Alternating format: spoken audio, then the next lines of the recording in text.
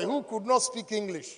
Anytime you raise your hand, today, I raised $3 million at ease. A PK seller and a graduate like you will do far better than me. So you should have hope. You should have hope that the future will be bright. You are not going to be like this for the rest of your life. If you work hard, you don't cheat people. I tell the guys all the time that, look, even when you are in the mood of having sex with your wife, a call will come. Agyapong, your money is ready. I say, honey, you got away, baby. I got to take that money. When I come back, fresh mind, good heart, I give you good sex.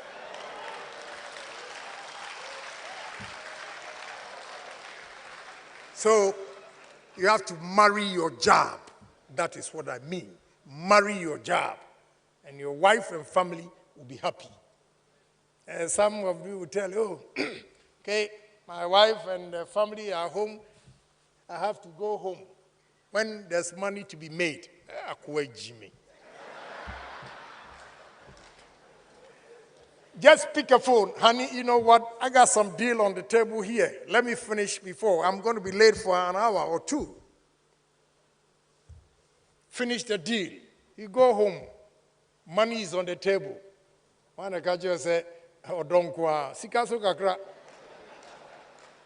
money is on the table, I've seen a nice lady who had come to complain to me that she is getting divorced. Why? Said, the husband cannot take care of the family. I say, wow, sky moja ambao. Oh, Drane Kacho, so money is not anything. When I catch you, read Ecclesiastes 10:19. It says, food is for laughter, wine is for merrymaking, and money answers it all.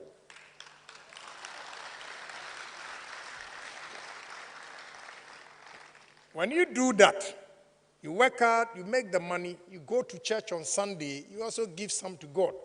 Don't get me wrong. I'm not against worshiping. No. Any man who says there's no God, to me, you are a fool. If you want to know God, just sleep. When you are tired and you sleep, ask yourself, when you were asleep, where were you? That body that is talking to everybody here, I go to bed and I'm nobody. That alone tells me there's a superior being. The superior being that I don't know is God, whatever you call it. So I believe in God. But I don't want to be over-reliant on God for everything. That is the problem I have in this country. We are over-reliant on God for everything. The white man brought this Christianity. Go to Germany and check how many people go to church. Go to England, check. Go to USA, check. And we are always in the church. Monday, Tuesday, Wednesday, my house in Tema. Monday I'll see, especially the ladies.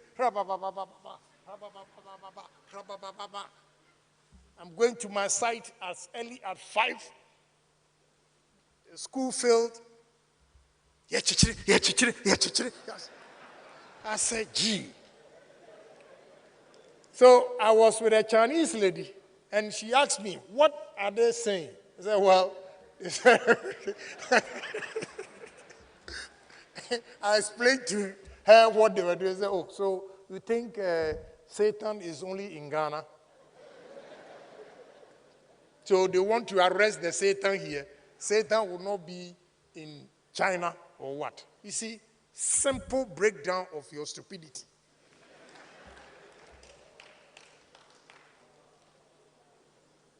The day God rested, he said, he created this world with 6 days, and the 7th day he rested. Yes.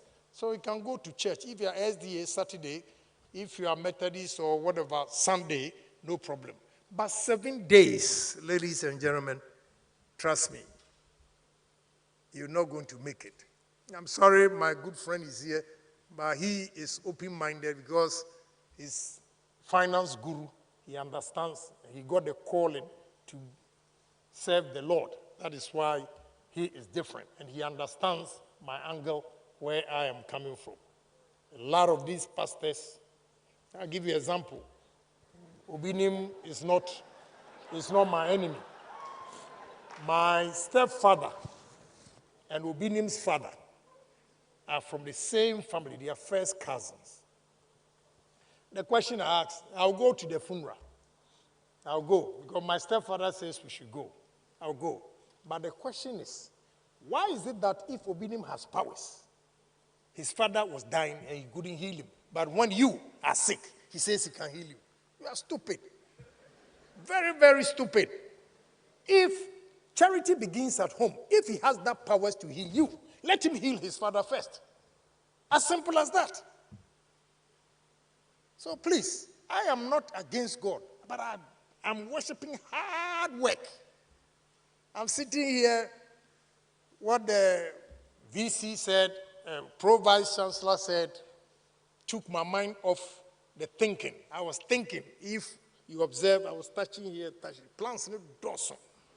But when Pro-Vice started talking, I was paying attention and I forgot about whatever I was thinking. You have to think, plan your life, how you are going to make it. And trust me, you will make it too.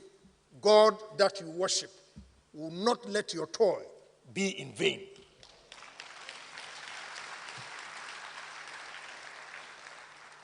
You will make it. So as a country, I am interested in the youth because you are the future of this country. My uncle, who was a village king, meaning in terms of education, he attended just commercial school and working at Ghana Commercial Bank. We visited his house. He was heavily drunk. His wife was so beautiful, very nice.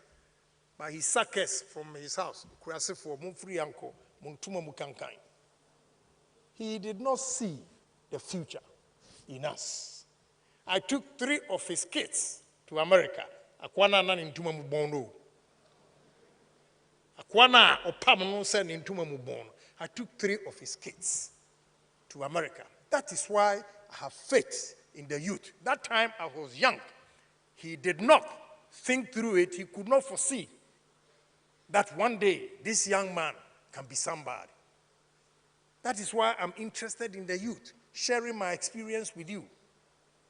That you can make it in life. You just have to be determined. Work hard. You have to be sincere in your dealings with your superiors. They'll call you names. They discourage you. Just be a fool for a while, and you will be a leader of the wise men. Be a fool for a while in any institution that you are. Eventually, you'll be rewarded by your hard work and your foolishness as they perceive you to be. And you, the fool, will rule the wise people because of their dishonesty. So please, it is not by magic that you are here listening to me. I'm sharing my experience with you to encourage you that there is light. Honorable, is it under the tunnel or it should be straight? We all have future. We should know how to manage our life to bring out the gift that God has given us, the talent that God has given us. If you sit at one place and rely on God to do everything for you, you will fail. I use the Bible again, the last one, and I'm done.